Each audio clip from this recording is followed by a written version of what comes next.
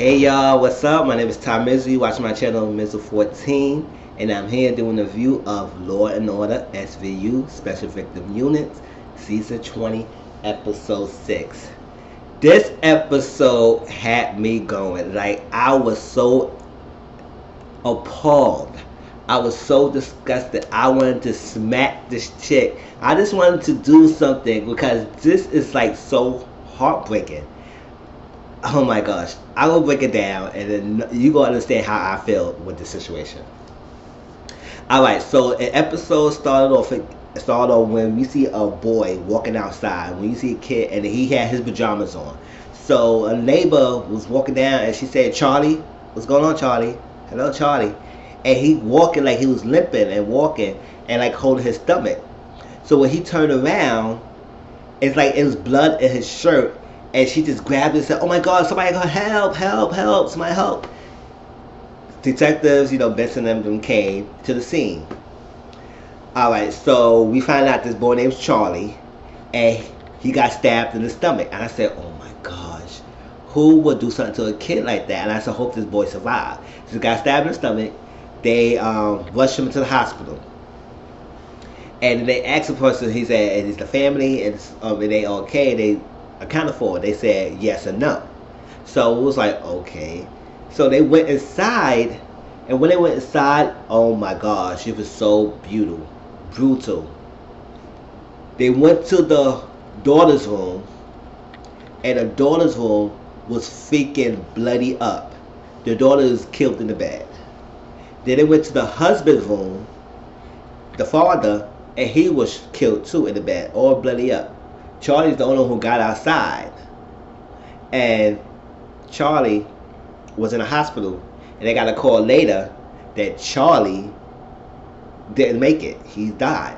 I said, "Oh my gosh, who will kill the father and two kids? Who will kill the family? And where is the mother?" So it was like, oh my God, they killed the family, the father, and two kids. So the mother is somewhere out there. Maybe she died too. We don't know. Is she missing like that? So they find out that the mother's name is Anna Mills, and she was working. So she's not there at the home at the time. So I was like, oh my gosh.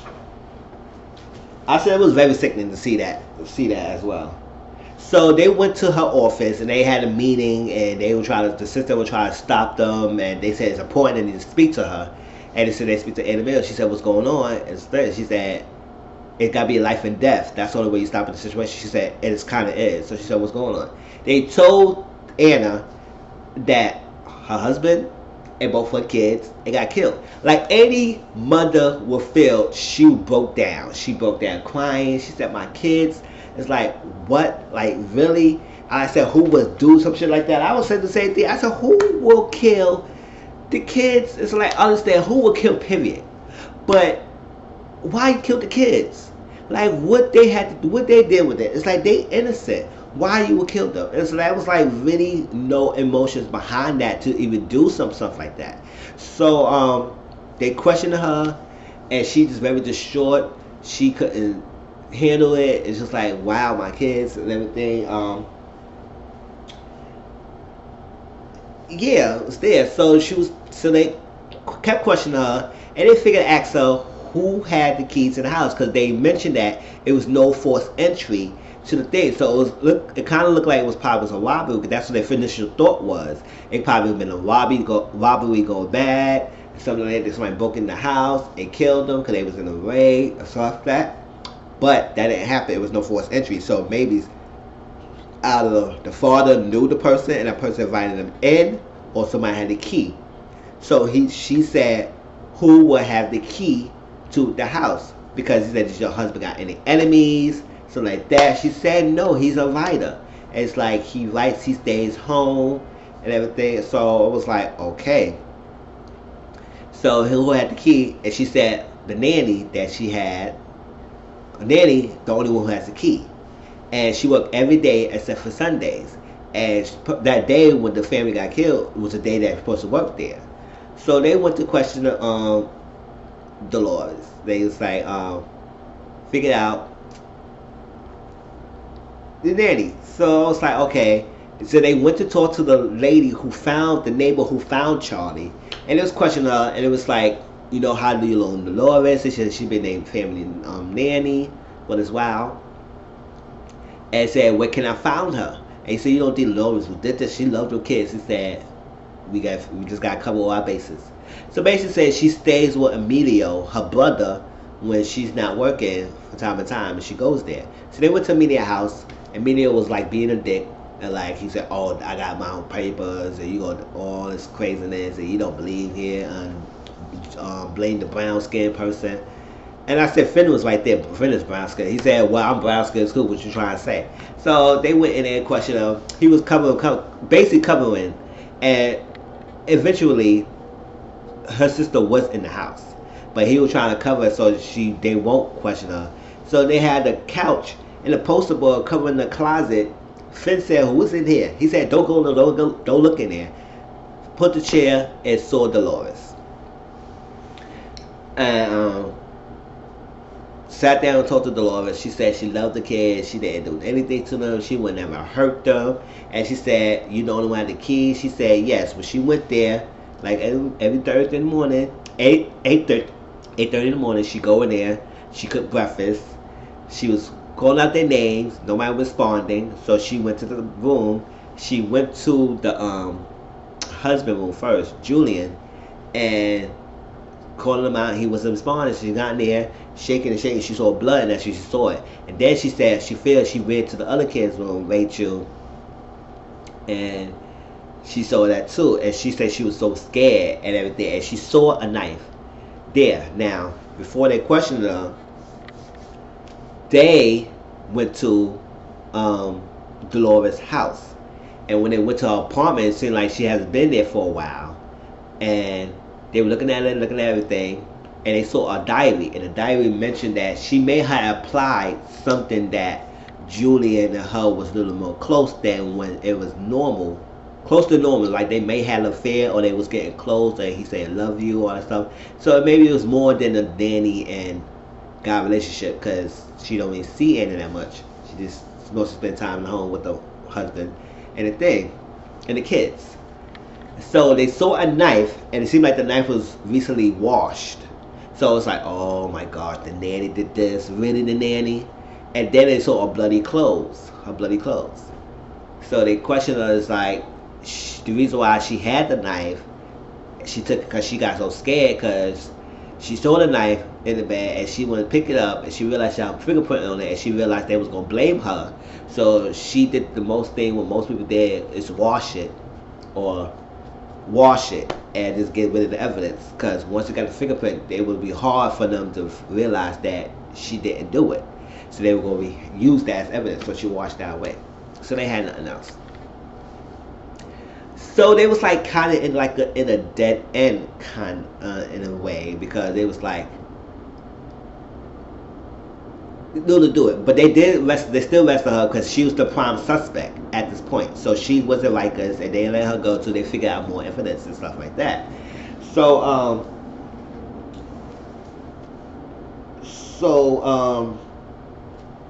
yeah, so they was questioning, and they said let's cover all the basics, because they questioned the mother again, and she was so distraught about it, because they questioned the mother about the diary, because they were saying let's talk to the other nannies about the thing between Dolores and Julian.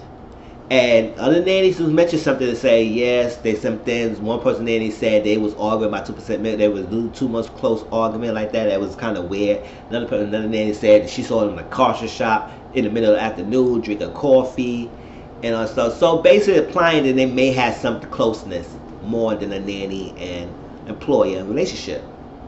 Employee-employer relationship.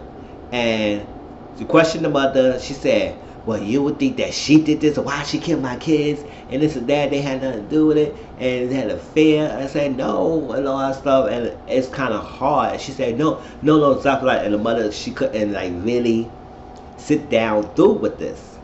And I was like, I could imagine how she was going through. It's like 10 years you've been around. No, I don't think why she would do this, because she got rejected. She would kill the kids and the husband because he got rejection. You don't watch episode of Snap, girl? Shit, I love Snap. And I see some crazy cases how people, it's either one or two, greed, money is the top reason why people will kill a whole family. Jealousy, rejection, guilt, shame, whatever. That's a lot of reasons that why people kill over somebody. And rejection is part of the reason. Like, you get rejected, so they want nobody else to deal with you, so they would murder you, so have somebody else to deal with you. They snaps. So rejection could be a part of it if it was something going on between the nanny and the husband. But the mother didn't believe so. Anna didn't believe that was happening. So Finn, Carisi, and Rollins was looking at some things and saying, what's going on? We need to find out some loose ends.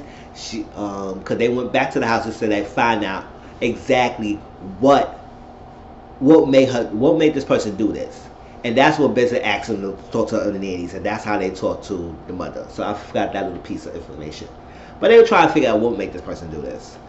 So they was working, and then Rollins find out that for him to be a poet and writer, no. First, Carisi found a voicemail messages from Thomas threatening Julian. He said, you screw me over, I'm going to get you. So they thinking Thomas might be doing this, so he could have a motive to kill the family. So they talked to Thomas. Basically, Thomas said that, no, I did not did that. I didn't kill the family, so like that. We had a deal. We were supposed to go somewhere. He reneged on the deal because his wife denied the deal, all that stuff. And he said why she would block his blessings, all that stuff, why she would did that, because it was a lodge or a place that they were trying to get a deal and it's kind of fall through. So that could have caused the problem. And she said, well, you think somebody would do this because of money? He said, that's what Finn said, that's number one of the reasons, top reason why people get dead, a whole family get dead, because of money. And I've seen that happen. You watch Snap? Hello? Shit. And any other freaking investigation, that's when you need to go to Oxygen Channels, ID. I watch those shows and you see it a lot. Yeah, you hear a lot. And sometimes money is usually one of the main issues that people will get killed over. You would think that would be so silly. That's not. That's a major freaking cause. Motive, as you say, that's that. The motive of killing someone. So it was like, okay, so they say, you know what, we need to figure out more, because we need to cover our bases. Because if it's not Thomas, it could be Dolores. We don't know. We don't have factual evidence against her based on the watch fingerprints and the bloody clothes. We don't have much to go on. So maybe Dolores is the person we're going to be pinning on until we find out more. So now realize now, that's what Rollins found out. Because in Poland, he had a freaking money account in Central over $1.6 million. I said, oh, they must be write some good poems. That's what I was saying. I said, what the hell poems to me like that getting that much money?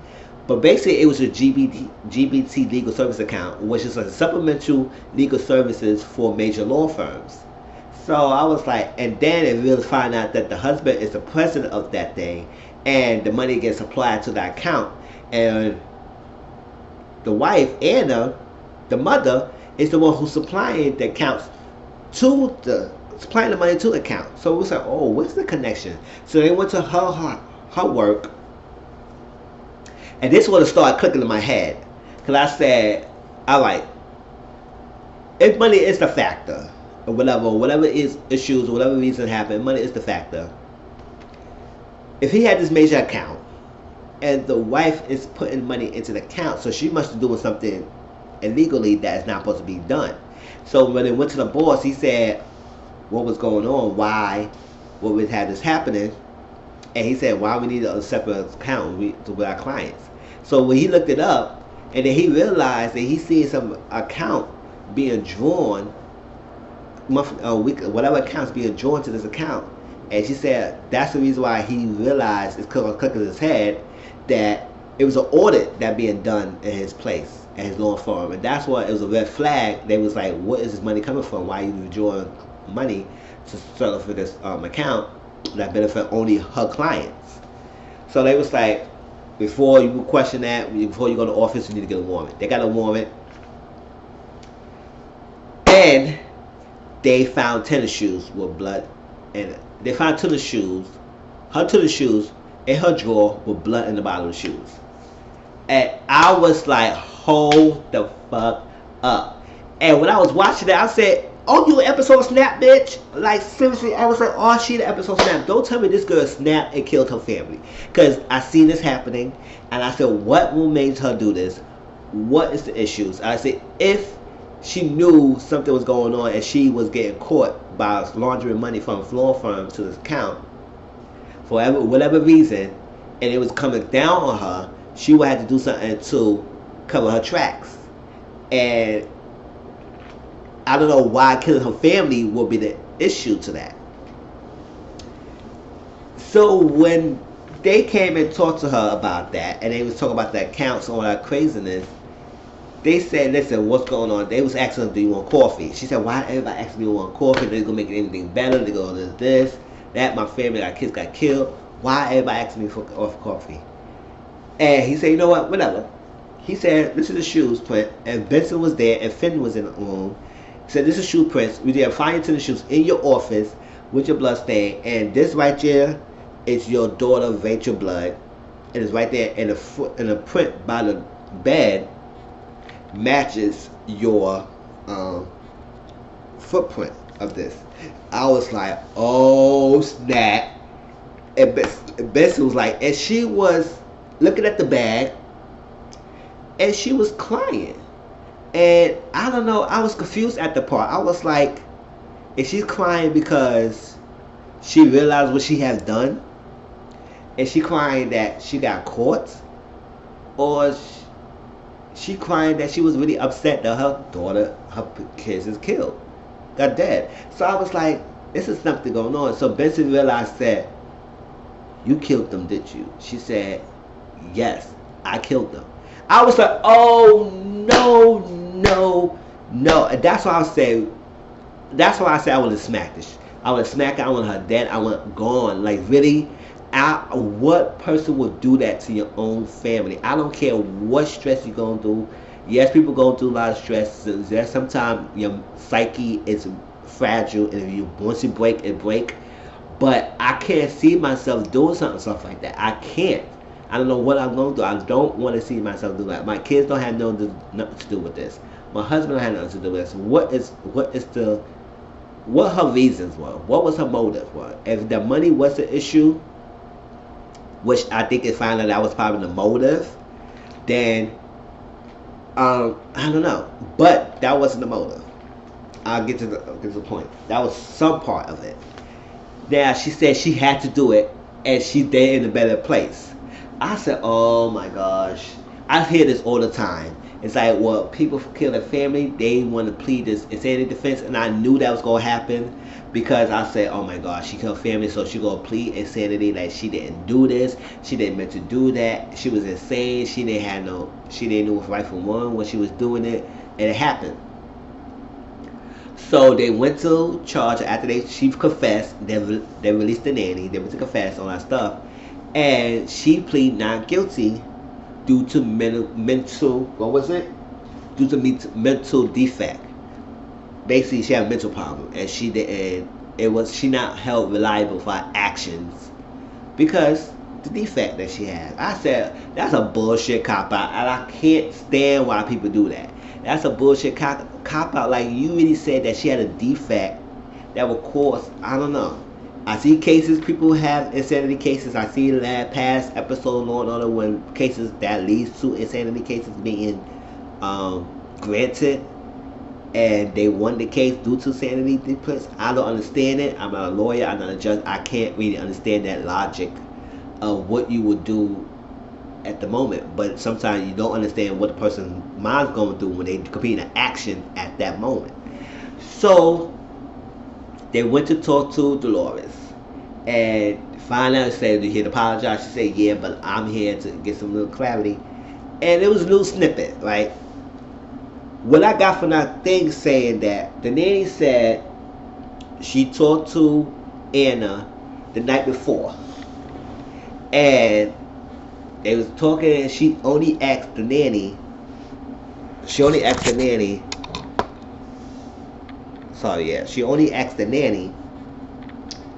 when Rachel completed her homework. She said, yeah, something like that. And then she asked nothing else about Julian, and she didn't ask anything else about the husband. But she only asked something about Rachel. So I don't understand why she was so much concerned only about Rachel, but then concerned about her other kids. So, it's like her guilt news that she was going to do something, but blocked that out because she had to complete the mission.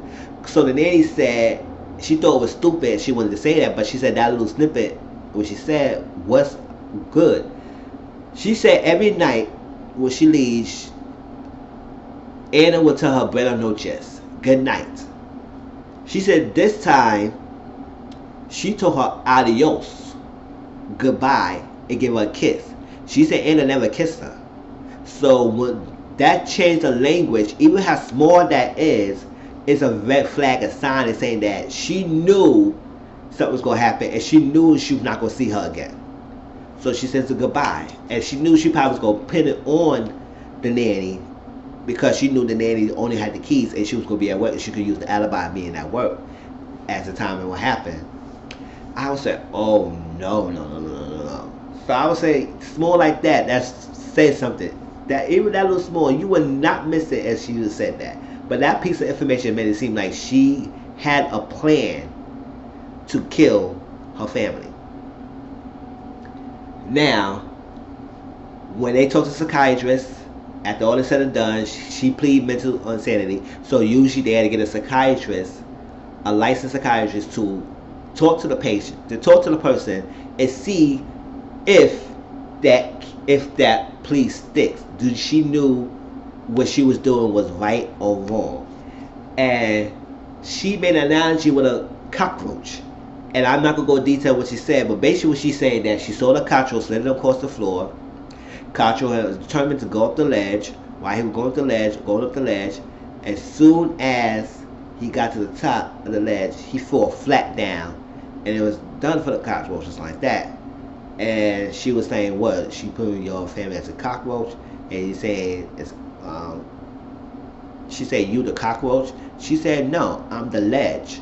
So basically she's saying that she did what she did because she didn't want her family to suffer whatever stress there was going on in the fight. She said it's a cruel world out there, and she realized what she done is free them to suffer the pain of what she's going through. So I said, that's your motive? Your motive is to free them from pain so they won't go through the pain. Kill them so you can release their pain so they won't go through the stress of the outside world. Don't they have to deal with the impact of the outside world is doing? How cruel is the outside world? So for them to not to experience that, you kill them so they won't be experiencing it. I said, wow. And I don't know if she's using that as a textbook answer to say what she said, but the terminology the psychiatry is a family annihilator. She knew she used that usually triggered by a big financial upset loss. So I guess that financial trigger of her law firm and how she was taking money from the law firm to supply her clients and they were paying extra money on it, whatever, and it was an audit, it's like that, caused her to feel that because that stress and that financial burden she had caused her to kill family so they could release them from the burden if she ever got to go through or whatever she done, so they won't be in the middle of it. So she killed them. So they called it family annihilator. And it was saying like,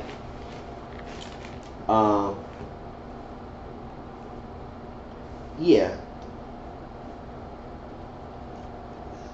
And I was like, when they was going to say she knew it was wrong, but she didn't. She knew what she was doing was wrong, but she thought it was the right thing to do. So Benson was not buying it. I said, I'm not buying it either because I don't understand that. Like, maybe because I haven't been experienced that, and I'm not in that situation, in that mindset, and I don't think I would ever be in that mindset to do that. So I cannot say. But 88 Stone, he told Benson, he said, I'm not gonna buy this. They go, no, she don't need to leave. She don't need to go to mental institution. She needs to go to freaking jail. And I said, I understand that she does need to go to jail, but the jury gonna believe her. The jury gonna believe that she's batshit crazy. And in order for you to get her to jail, you need to find evidence to prove that she planned and she premeditated this murder. And I said that's the only way to dispel her freaking diffuse or cut off her freaking claim of defense, insanity plea. So I was like, yes, you need to prove it. I guess that's what she went to talk to Nanny. I'm sorry, I'm going out of place, but that piece is important. That's what she talked to Nanny, that this wasn't a freaking out of the blue thing. She did something. So they had the court, and the first thing that I got from the first court is that the moment that she killed and she was stabbing her family, can you say she was sane or not? Because anybody who will hear that and say, oh, this bitch is insane, completely, we will say that no matter what. If we're not lawyers, if we know not trained into this type of things, if we don't know nothing like that, so for type of things like that, we would think she's crazy and say anybody would say that. Nobody needs to be trained to say, oh, she crazy to kill her family, like she crazy. But it's more legality to that craziness. It's like, did she plan this, or it was out of the world killing?